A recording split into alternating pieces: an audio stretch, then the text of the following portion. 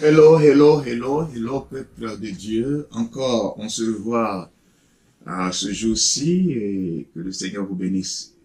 Il est écrit dans la parole de Dieu, et je lis, Marc chapitre 11, le verset 25. Et lorsque vous êtes debout, faisant votre prière, si vous avez quelque chose contre quelqu'un, il dit, pardonnez, afin que votre Père qui est dans les cieux vous pardonne aussi vos offenses. Je le prends.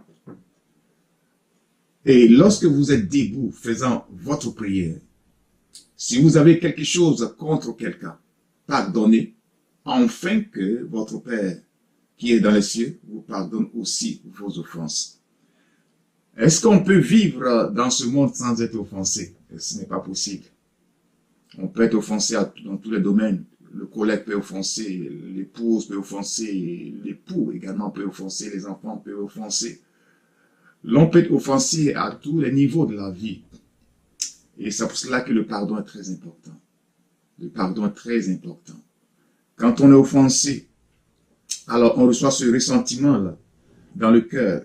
On reçoit souvent cette blessure dans le cœur, où on en veut à l'autre, où on s'en prend à l'autre.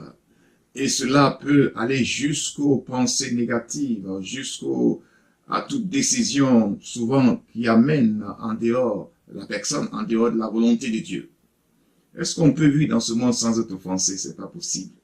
C'est pour cela, celui qui veut marcher avec Dieu doit apprendre déjà à pardonner. Il doit s'armer de pardon. Pardonner, c'est quoi?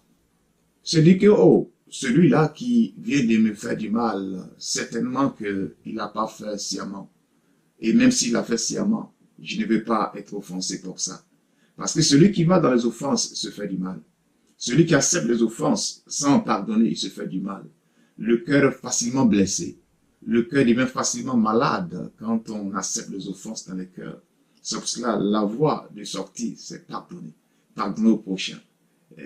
Avoir des circonstances avec l'un. Développer ces circonstances envers l'autre. Et ça fait partie de la vie chrétienne.